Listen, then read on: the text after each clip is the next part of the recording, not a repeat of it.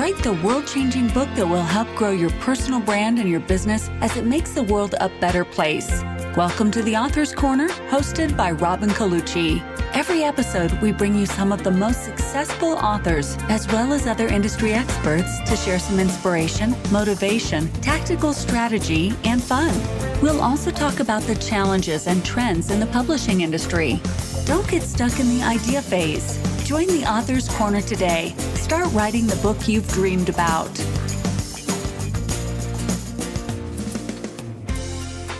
Hi, I'm Robin Colucci, and welcome to the Author's Corner. Today, I have with me our guest, Lisa Pezik. Lisa is a business strategist, a #1 international Amazon bestselling author, a worldwide speaker, and an RN who helps experts develop and promote their online businesses. She studied under the world's best, such as Brendon Burchard, Bo Eason, and Roger Love, and audiences say Lisa has fiery inspiration, contagious energy, and to-the-point strategies. And frankly, I couldn't agree more. Lisa and her husband Eric and their team specialize in done-for-you services with branding, content creation, funnels, and websites with their agency Infinite Design House. They also offer SEO help and help with writing blogs, social media, and lead generation with their Sales Booster program. And today, Lisa and I are going to be talking about this intertwined relationship between becoming an author and developing and promoting and selling online courses, because I think that this is a couple of things are relevant here to pay attention to. One is that it's such an essential piece of really maximizing the profitability of your book. And secondly, there's a big question. There can be a lot of questions that I hear very often from people that I speak with who are thinking about writing a book around, what comes first, the course or the book, and how do you know it's the right time to do either or both? And so Lisa and I are going to explore some of those questions. So I invite you to sit back, tune in, and enjoy. Yeah, what I would really love to explore with you today is so you do online course development and launch. And yep. I have been a cheerleader of, advocate for, practitioner of utilizing book content in conjunction with building an online course. And this is something that I think is a tremendously powerful leverage strategy. And so I would be super grateful if you could, if we could talk about course creation through this lens of really optimizing your experience and profitability as an author. Yeah, I love that, because you always want to have that next step for people, right? That was one thing. I was an ICU nurse before I got into being an entrepreneur. And that was the one thing that my mentor drilled into me was, before you do anything, you got to know what the next step is. You got to know what to expect to see. You got to know what you want to happen.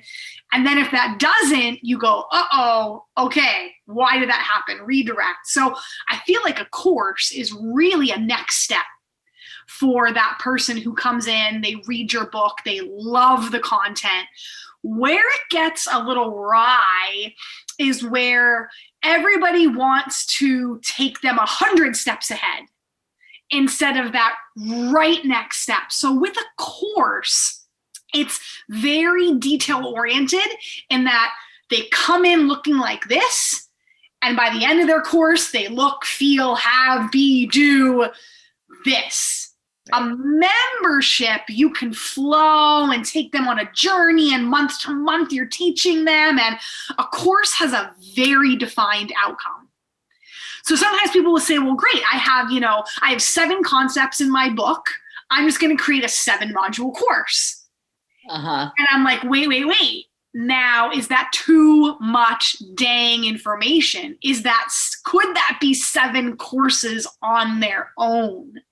So I know very early in my career, I was like a fire hose. People were like, oh my God, I love your information, but like, give me a second to breathe. It's too much. You want me to lose weight, make money, have a killer relationship, have better sex. Like, you want to fix all my problems, in one. What book is that? Can I go get that book?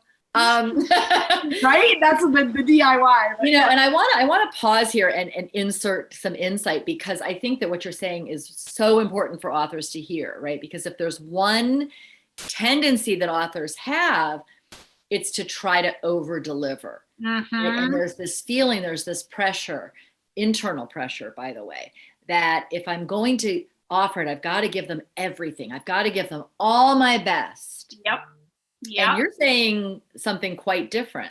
Yeah. It's like if you had this goal that you wanted to run a marathon, and you go and you hire a running coach. And on the very first day, they're like, awesome, let's, lace your shoes up and let's go out and run 26.2. Right. Like, oh my God, you're trying to kill me. Like, I can't go at that pace. So we forget, especially as if you're an author and you put out a book, you've mastered something, you have a process, you've overcome something. You have to remember where you were. That person reading your book is not as evolved and transformed and as far along in their journey as you are. So you might be able to move at that pace, AKA that running coach who's been running for 20 years can run 26.2, but you on your very first day are lucky to even make it around the block, perhaps. And the goal of your course. Or maybe you need coaching on what shoes to buy. 100 Exactly. Never mind doing any running at all. Yeah. Exactly. So it's meeting people where they're at. And then, maybe that first time is just letting them know what gear they need and what their planning is going to look like. And that small win makes them go, okay, I like him or her. I'm getting somewhere, give me more, as opposed to, oh my God, this is just not manageable. This is not doable. I don't understand. It's too much content. How can they expect me to do that? And that's where you got to meet people where they're at and go slow with the course. I love what you're saying, because what I'm automatically hearing in what you're saying is, so we have the book and we have the upsell to course number 1. Uh-huh. But this is sounding more like one of those long drawn out meals where the staff comes over 5 or 6 hours and gives you many courses, the 30 course. Because what do you love? Feast. What do you love about that? You love my husband and I, we go on our anniversary to this place and it costs us like $300. We would never spend that kind of money like on a regular, date night. But that's exactly it. It's the chef's special, and we get a seat at the chef's table, and we have no idea what they're like serving us. Well, we know it's going to be delicious. It's going to be paired with wine, and it's a slow experience that we can enjoy instead of get in, pick your food, eat as fast as you can, and get the heck out so we can fill your table. Right, like I won't use any names of those bigger franchise buffet restaurants where it's just like heap as much on your plate as you can and wolf down as much and then get out of here. Right. And that's a good analogy, because what we're talking about is using the fine dining approach to course creation. You got it.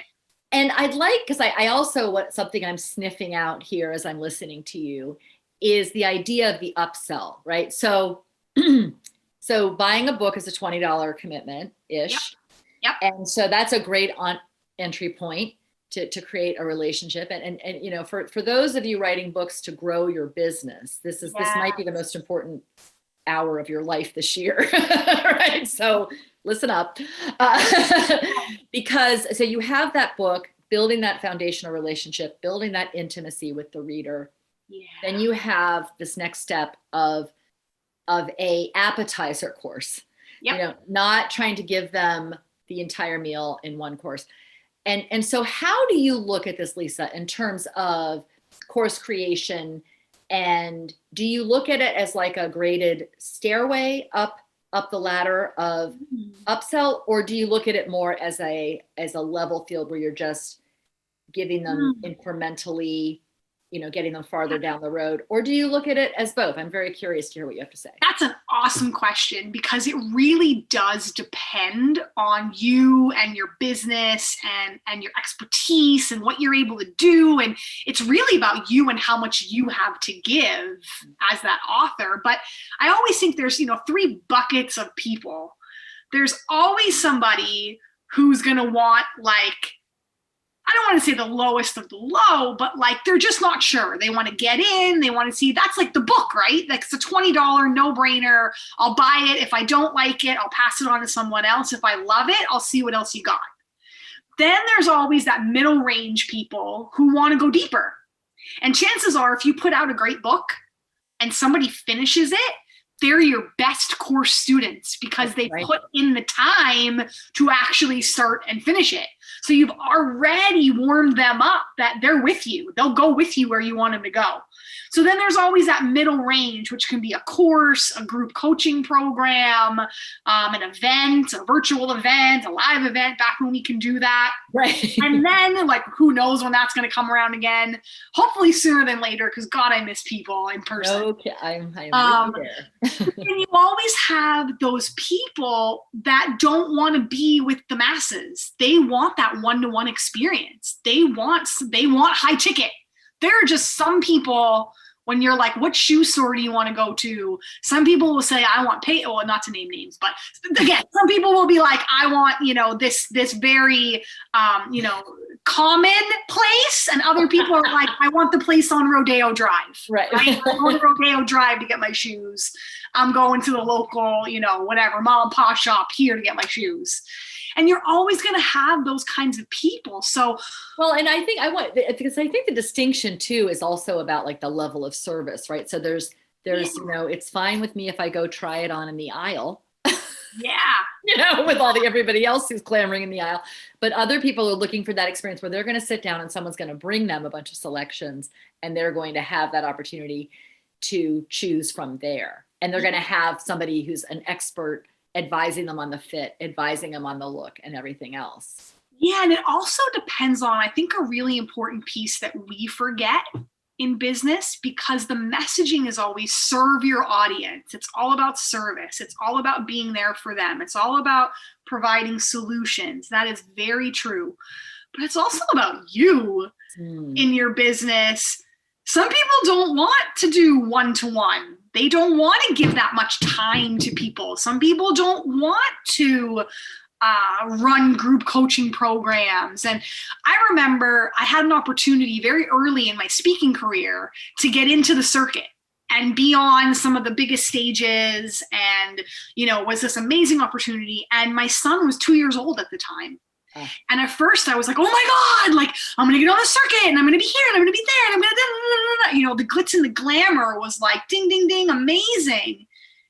And then I thought, oh my God, every weekend I'm going to be in a hotel room, and I'm going to be living in and out of airports, and I'm going to be in different cities.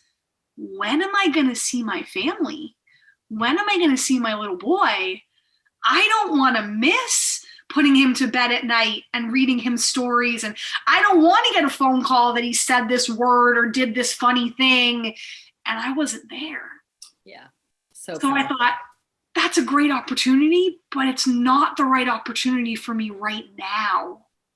So I think don't forget that you are just as important in your business. Before you go and create all these offerings and courses and events and all these things, is that what makes sense for how you want to live your life? I love that you're saying this, because one of the very first exercise I have my clients do is to make sure that their book concept is aligned with them.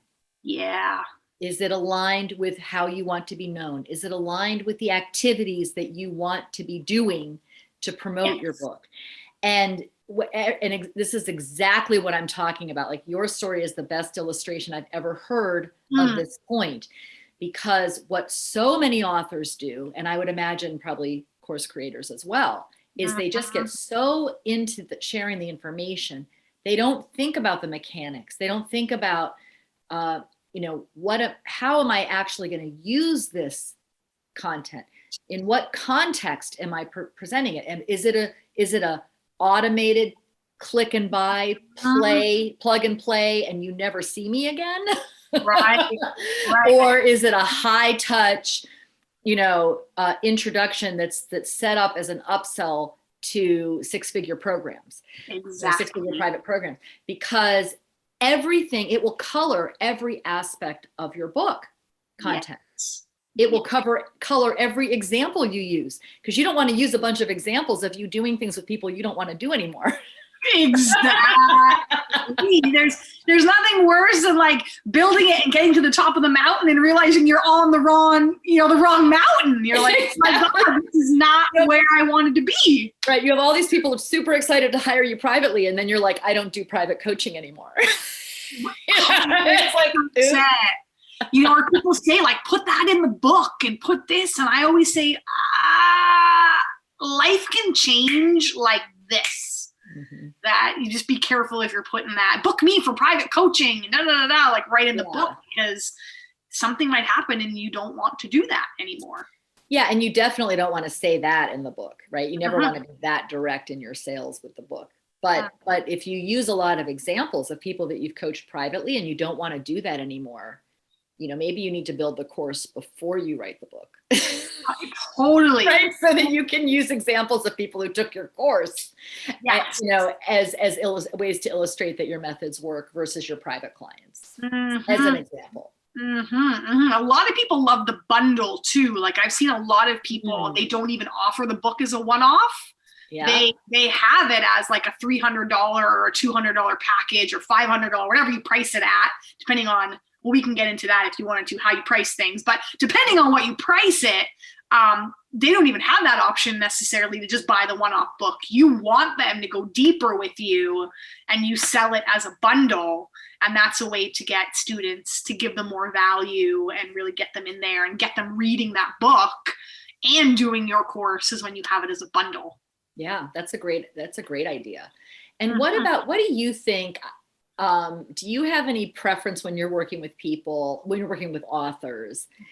Do you tend to recommend that they build the course first, or the book first, or the two in tandem? Or what do you see? Do you see a general trend of what seems to be the most efficient, or is it just kind of vary? It does vary. I see a lot of people who they write the book. It's they have fantastic content. They work with someone like yourself who's absolutely fantastic. So the book is a huge success, and they go, holy crap, I had no idea that the book was going to take off like this. Now people want more of me, and I need to create something. So a lot of times the book comes first and the course comes second. Or I find they have an idea they want to share. They're not that clear yet in what should be in the book. So creating the course actually gets them clearer on what their actual message is, their deliverable is, how they serve the world, who they are, what personal stories made them have these kinds of insights and lessons and experiences. So the course lays a beautiful foundation to now write a book. So I would say it's probably a really personal, individualized experience, person to person. Yeah, I would totally agree. And I'm going to throw in one more about how I wrote my book. Because I knew I had to write a book for a while. And then I find, especially, the book coach who hasn't written a book is problematic. So I finally started working on it like back in 2012. And I realized that, just like any busy entrepreneur with, a lot of clients and whatever, like you have to carve out that time. And I know I've helped my clients through that, but here I was having trouble getting myself to write it. So guess what I did? I created a course. And I had to deliver a module every week. Right? So I sat down, wrote the chapter, taught the module off the chapter. Yeah. Because I was teaching it live. Yeah.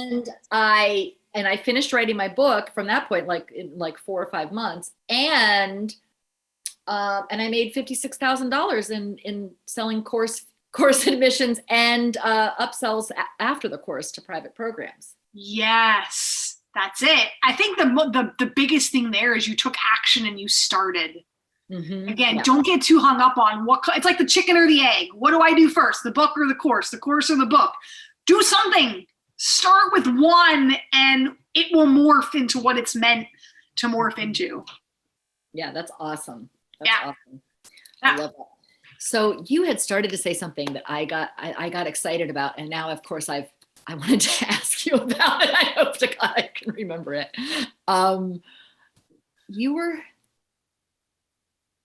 So when we're, darn it. You know what? I might have to let it go and just hope it comes back and ask you something else. Wait, it wasn't the pricing, was it? Yes. Let's talk about Thank you.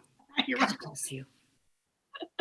How do you look at pricing? Because I know this is actually a question that I get quite a lot from my clients who are considering putting courses together. And my impression is people tend to underestimate what they should charge. But I'd like to hear what you have to say about this. Yeah. Oh, yes. So the first thing I will share, I have two things to share on this. The first thing is so many times we say, okay, it's a 6-week course. So I'm going to charge them on what I think, 6 weeks worth of value is. No. I can remember when Roger Love, who I was able to study with, he's the #1 voice coach in the world. So he's helped like Bradley Cooper on A Star Is Born and Joaquin Phoenix on Walk the Line. So I was able to work one-to-one with him, which was so amazing out in Hollywood. And it was like just this crazy experience. And I'm sorry, so you're a singer? I am learning. Yes. So I was with him for speaking because my problem is I sound too young sometimes because I'm so dang excited and like that's just a lot of times. So he said that's not good in selling because when you sound young, people think that they can cut your prices, like you're not worth as much. Oh, okay. So I had to work a lot. Now this year, I didn't mean to diverge you, but I'm a singer also, so we'll talk about that another time. Yeah, I am taking voice and piano lessons this year. Oh, so nice. Okay, all right. No more for me, but back to pricing. And he would, I know, right? We could totally pigeonhole. You and I, Lisa and I, could go on many, many tangents. I'm going to try to stay focused. He said when he would work with recording artists and they would come in the studio and he would say, how long did it take you to put this album together? And they would say, about a year. And he would say, and how old are you? And they'd say, I'm 26 or I'm 30 or I'm 35. And he would say, oh, no. So it took you 35 years to bring this CD or this music into this record into existence. Courses are the same. It's not the 6 weeks. It's the decades for most people of studying, of life experience, even past jobs. Even if you're not doing what you currently do, you still take pieces of it from the roles and jobs and experiences and things you've had in the past. That's what makes you you, and that's what makes you unique. Now, can you price it on that? Probably not, because again, everyone would say, well, I am priceless, right? My experience is priceless. So I then go into what I call the 3D approach.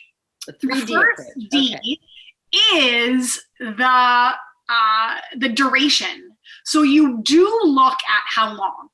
So yes, something that's 3 modules and you can complete in a weekend, you're going to price it a little bit cheaper than something that is 6 weeks, 8 weeks, a little bit more intensive. So the duration. The second is the degree of implementation. So the more that you have people do, the more you can charge for it. Meaning, is it a PowerPoint and you're just kind of theory telling them stuff and they got to master it on their own? You're just presenting the concepts, or you direct to camera teaching them something and then they've got worksheets or something that they have to now journal entries or things they got to fill out. The more you have them do to make it stick, the more you can charge. the more bravery and courage you have to get direct to camera, look somebody in the eyeball and speak to them, the more you can charge because there's a higher connection. So duration, depth of implementation. I always create a course with direct to camera video and then some sort of worksheet, something they have to do to make it stick, some sort of implementation action. And then lastly is the desire, meaning how is their life going to change from this course? Mm-hmm. If it's all those things we said in the beginning, if someone has been, not making any money in their business and about to close down their business and lose their home and whatever it is, and now they're going to become profitable, you've taught them how to be better at selling, or you've taught them how to dial in on what their secret sauce is. That's worth so much to someone. Someone's marriage is failing and they think they have to divorce their spouse, and your course tells them how to communicate better, and it saves their marriage and then makes them a better mom or dad to their kids. That's worth a lot. Mm-hmm. So the desire, that's always the one people get stuck with, but I really challenge people on get really real with yourself on how deep you're going and how committed you are to getting the person that outcome. And that always goes back to how good is your content. Yeah. Are you slapping it together and getting it out?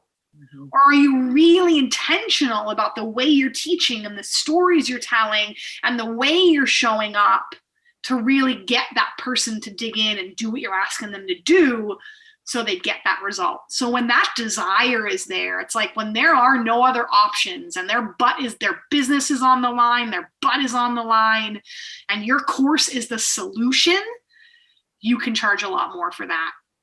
And the things I don't want you competing on are price. Oh, well, this person priced it at $400, so I'm going to price it at $350, because there's always someone who will price it at $250 and $200 and $100 and free. Right. Never compete on price. Mm-hmm. Never compete on deliverables, because someone's always willing, I'll throw in this bonus course and I'll throw in this book and I'll get my buddy to give you a free session on this. And someone will always, give more. And timeline, someone's always willing to do it quicker. That's a lot for service-based stuff if you're selling, but I never want you competing on those, because you'll always lose and you won't get quality people. Oh, so content. Let me tell you, that is gold right there, what you just shared. Because what you're really, and this is so vital. And I think especially for authors, because if you're an author, you're claiming a certain level of expertise. You're claiming, I am above the fray. I'm not the snake oil salesperson. I'm not the shill. I'm not the person who's just ripping off everyone else's content and putting up courses and taking your money, and I don't give a crap about your results. I am actually someone who's a credible authority. And when you are approaching it that way, you really can charge just whatever you want in some ways, like if you're willing to have enough conversation. But it's so, one of the terms I've heard around the internet marketing world is massive transformational value. And so what you're talking about is that's what you're actually selling is the transformation, right? You're not selling the course. You're not selling the modules. You're not selling the videos. Or the handouts. You're selling the transformation. And when you're thinking about pricing, you've got to be factoring in what's it worth to the person if and when they get the transformation. Oh, yes. And my formula is then I charge 1/10 of what I think that's worth, because I want them to get 10 times the value that they paid. And so when I'm thinking about my pricing for my private programs, that's how I'm looking at it. Okay, so I know they're going to get at least, I take the minimum outcome I think they're going to get. Yeah. And I don't do it person by person, but just as a general rule. And then then I divide that by 10, and that's really where my rates are going to be. Yeah. And because I think then I know I'm delivering that value. So I think it's also part of understanding as someone who's offering content and offering courses and providing value, that, like you said from the beginning, you do have to account for yourself and what went into your ability to create that course, to write that book, and understand that the value that you're creating for someone is worth money. Yes. And even if it's an intangible value, like how do you put a price tag on your marriage or your relationship with your children? Right. But it's still like, what is it? They will be able to see, if you communicate well in your marketing, what it's costing them not to have that result. And then at that point, your price point is going to seem very reasonable. Yeah, I had a mentor say to me, it's not the ROI, it's not the return on investment, it's the COI, the cost of inaction. Ooh, I love that. That right? That really is the biggest. It's not like, what are you going to get when you do this? It's, what are you not going to have? What pain are you going to continue to be in? What is that cost of inaction going to be in your life or your business or whatever it is? And I love that you're saying that, because that emotional that we talked about, another mentor of mine said, and what always stuck with me too, Brenda Richard said, you can't push somebody off a fence with information. You nudge them off with emotion, meaning they don't give a crap about it's 7 modules and you get these worksheets. And that's exactly it. It's emotion. Why do we love Super Bowl commercials? Why do we love good movies, right? Why do we love those books that grab us around a story? We move people. Why do we love music? Why do we sing? Why do we play instruments? Because we feel something. We're moved emotionally. And that is, the same thing in your marketing. We are in the transformation economy. We used to be in the brand economy where it was like, oh, I love Nike. I mean, we still are a little bit. People love, the big debate between PCs or Apple, or, so there's that, that used to be in the 80s and the 90s and the early 2000s, the Air Jordan shoes. And we used to be in the brand economy. Then we got into the experience economy, meaning that this is what this is going to look like. This is what this is going to feel like. Go on this cruise ship, buy your house like this. And now we've shifted, especially in 2020, we've shifted into the transformation economy. What is this going to do for my life? What is this going to do for the people around me? What is this going to do for my legacy? And what I'm doing in my life, does it even effing matter? Like, we've really shifted into a transformation economy. And those that can help people transform, those businesses and personal brands and authors and all of that are the ones that people are going to be giving their money to and investing with. Wow. This is like news. I love this. I haven't heard this is the transformation economy. I'm so excited for all the coaches and consultants who are listening to this, because this is exactly, because those are the people who need to be writing books and creating courses. Are people who are advising others and helping them be high performers. Yeah, that's like my big bugaboo. It was kind of funny when you were on my podcast, you were like, here's all of Robin's like bugaboos. And I'm like, yeah, what's your, give me that. One of my bugaboos is probably because I came from the speaker's world as well, is the whole TED Talk thing. This seems to be the coveted, you get a TED Talk and you've like made it in the speaking world. And it really has, in some parts, become a who you know and a pay to play scenario. It has nothing to do with the quality of your content. Some is still integral and wonderful. TED, please don't, murder me for saying this on a podcast, but it is the way it is. And then secondly, not everyone's idea is worth sharing. Like, that is what TED was birthed from. Right? Ideas worth sharing.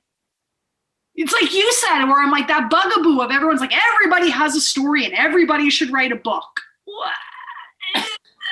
Right? It's the same with TED. Not everybody should be gracing that TED stage. It's become so bland.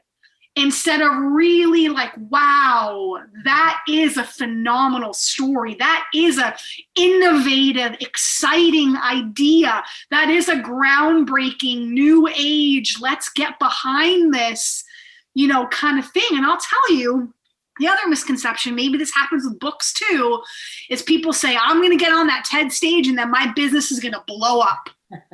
I know so many people who have been on a TED or a TEDx stage, and it has not made 1 ounce of difference in their impact, in their income, in their reach, in their growth. It's not a one shot, I made it here. It's really a prolific pattern. It's the compounding effect. Yes, the book or the TED could be that domino that made it all, topple, or that, I shouldn't say, maybe that sounds bad if it topples over, that rocket ship. Chain reaction to. Right, that chain reaction, or that rocket ship that really made the thing take off. But the runway was long. Yeah. The runway was long. And, it's interesting because I never thought of it this way before. Like, and by the way, you're not the first person okay. I've heard talk about the sort of lowered status of standing of TED in people's listening, which is unfortunate because I think it was such a brilliant idea. Yes. And, as I'm listening to you, I'm thinking, I think one of the issues is TEDx, because it's become so ubiquitous and, it doesn't seem like the bar is super high for like who can run one. A lot of times it's inconsistent in the branding, even though it's not supposed to be. I've seen, TEDx videos on all different kinds of stages, including not stages, like just at the front of the room with a screen behind them and no red dot, so they've lost some of their branding. And as I'm listening to you, I'm thinking it's kind of like self-publishing, which is, there are great talks on TEDx stages. Yes. And there are great self-published books. Yes. And there is a lot of crap out there, which unfortunately dilutes the prestige and the impression of TEDx as a whole, or self-publishing as a whole, because there's not the same bar of who gets that stage. Believe me, if you're on a TED stage, you probably still do have an idea worth sharing. Amen. Agreed. There's a much more stringent vetting that goes on. One thing I've heard, though, is a lot of people say when they get on those stages, and it makes me think of books too, is there's a lot of, you can say this, but you can't say this. You can go there, but you can't go there. So for me, just personally, I've never wanted, I could care less about being a TED or TEDx. I know there's other ways I can make impact. If that were ever to come my way, I could consider it. But I don't ever want to be somewhere where they're like, oh, you can say that, but you can't say that. Oh, you got to water that down a little bit. Oh, that's not going to go over well. I mean, obviously, you're not going to be, rude or confrontational. I get that. But I really feel like if you have an idea worth sharing, share it. Share it, right? And you don't need a TED stage to do that. And if you have a book, and you can speak more to this, but I've always thought of it as really work with an editor that understands your voice. Because there's nothing worse than someone saying, okay, we're going to completely rewrite it this way. And then you get your book and you go, that doesn't sound at all like me. That's a disconnect from who I am as a person. Right? Yeah. Yes, absolutely. Absolutely. And I also think, though, with books and probably with course creation as well, and speaking, that I think one of the great opportunities of preparing a book, preparing a talk, preparing a course, is that you get the opportunity to understand your own work better. Yeah. You get the opportunity to organize your thoughts more, to see more of the connections between your ideas, and to take a deeper cut into what is actually behind a particular idea that you're teaching, and have a deeper understanding of your work overall. And this is, I think, where no matter how much you make selling your book or your course, that for the content creator you will earn more across the board through that greater understanding, and you'll be a better authority. Amen. And when you are in your authentic voice and your authentic power, and you can see it. A lot of times it's like, have you ever had that with someone where you're like, they're not really a bad person, but there's just something about them. I don't know. Right? Like you're going to go buy something and then like the sales associate comes and talks to you and you're like, you know, and like, you can't put your finger on it. Like they didn't do anything crazy or anything, you know, rude or abrasive or in a big red flag, but you're like, I just don't know.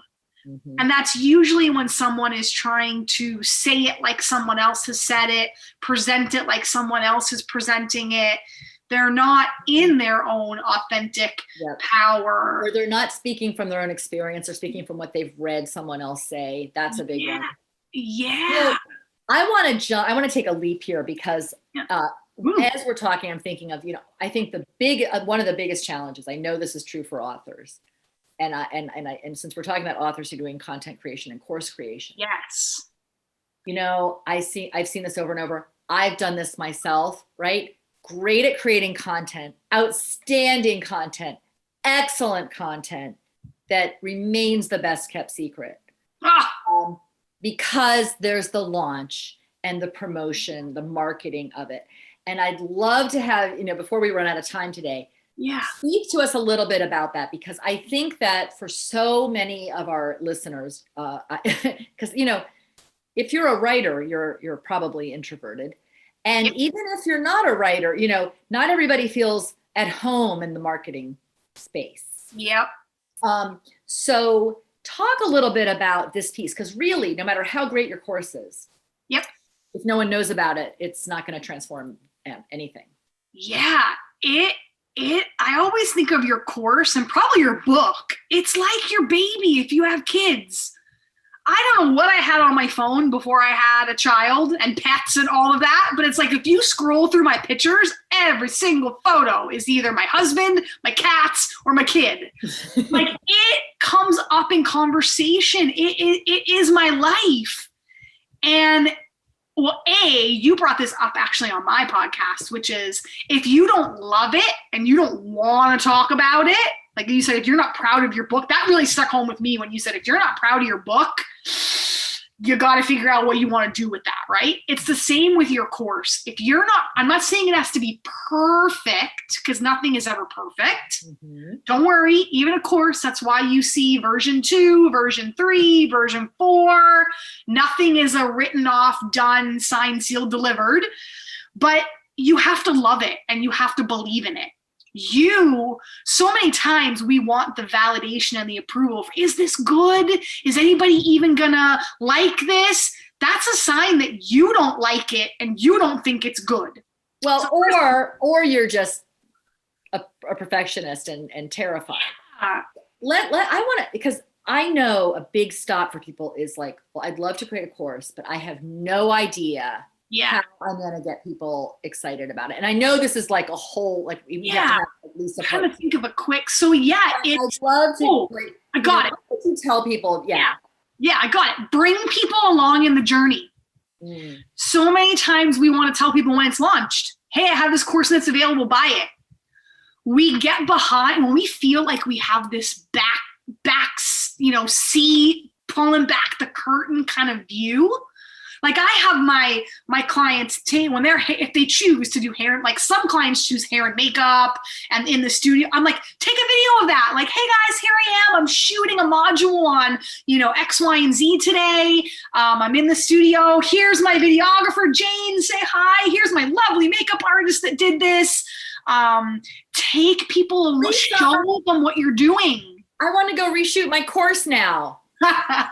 You don't have to. The majority of our clients, that's a great idea. They don't do hair and makeup, but it's like, take people along. You hit a bump in the road, take people along. You know, I thought this was going to go so seamless and I was going to get in, get out and shoot this video. And I got a phone call of X, Y, and Z and I got bad news.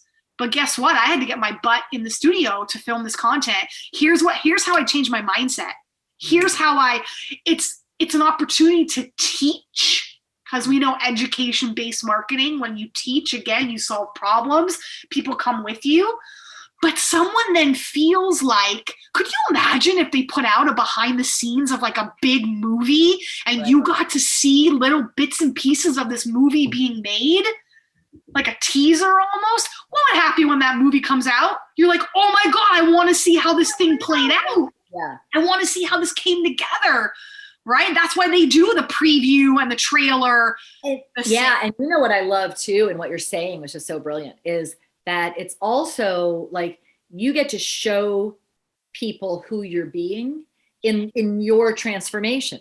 Yes. Right? And there's nothing more credible than you letting people see you're struggling with a step in your transformation and how you handle it. That's 100% accurate. That's exactly it. You're taking them through the good, the bad, the ugly, the real. That builds trust. And when people trust, they buy. That builds community and momentum. They've seen it all the way here. Now we get to the finish line. Of course I want that thing, because you've let me in on the insider path the whole way along. You know, you're reminding me of a woman that I worked with very briefly, because I will cop to the fact I don't feel like I did very much for her at all, but we had a couple of very productive conversations, and you know, her name is Susan Dennard, and she, when I first spoke with her, she was seeking a book deal, an agent, and wanted to sell her first novel. And I went to her website. So this is great. I know we're mostly talking nonfiction here, but I love this story because I went to her website and I noticed something on her blog. And I was reading some of her blog posts and I realized she was only blogging about two things.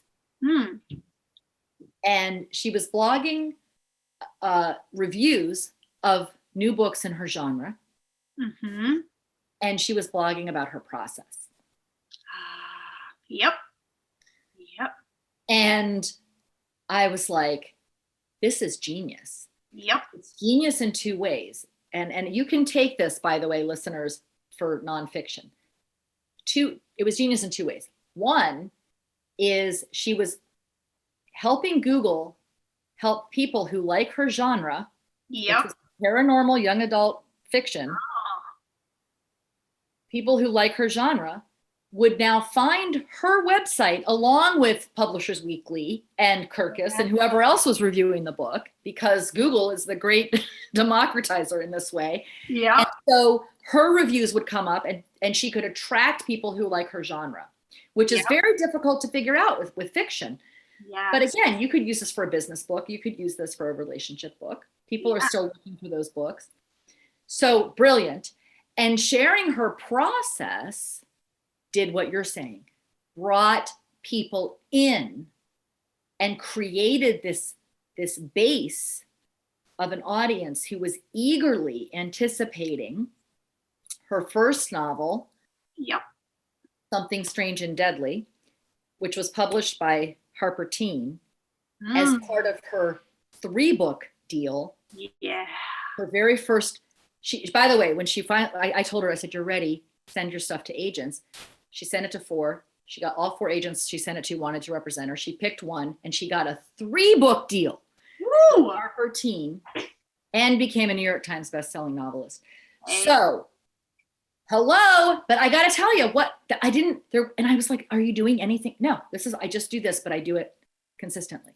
Yes. That's huge. Brilliant. Because people say, you know, I don't know what to do first and I can do all these things and how do I have time? Very dialed in process. Done or done.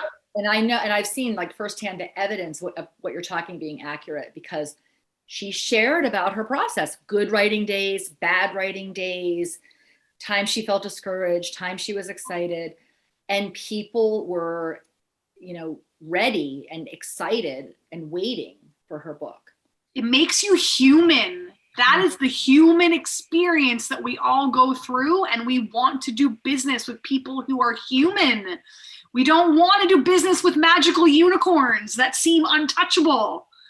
We want to, and like you said, if you have a book and someone buys that book and they put it on their bookshelf or it's in their home, it's in the bedroom with them.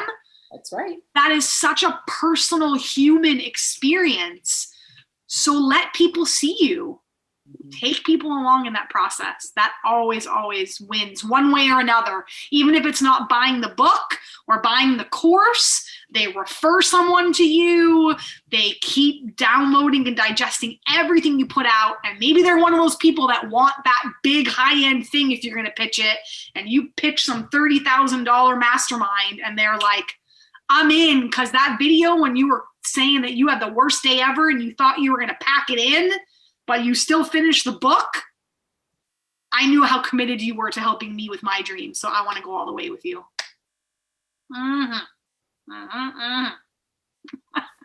And what else is there to say after that? I mean, that is exactly it. I mean, and letting people see you, letting people see your flaws. I just said to a client yesterday, I said, how did I put it? Shoot. I said, an author isn't the perfect being savior. I said, that's someone else.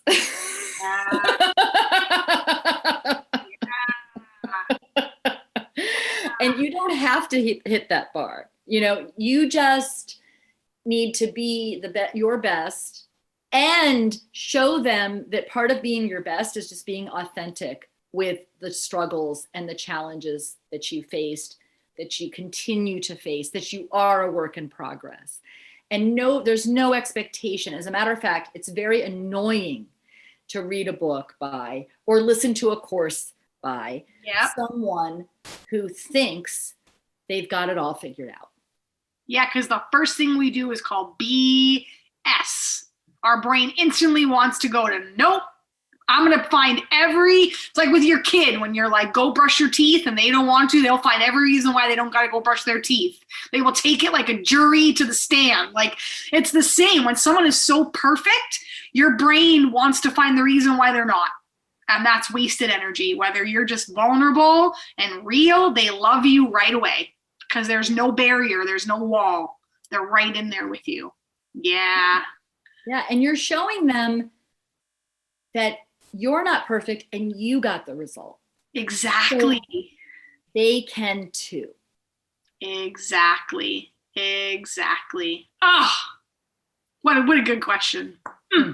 Lisa, this has been such a pleasure. I always love talking to you, and thank you so much for joining us on the Author's Corner today. Hey, thank you. It was such an honor to be here. I could talk to you forever. Thank you so much.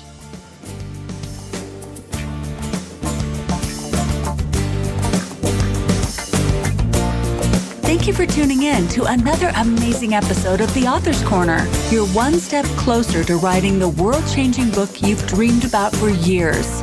To access today's show notes and other helpful resources, simply visit our website at theauthorscorner.com. A positive review would be appreciated. Until next time.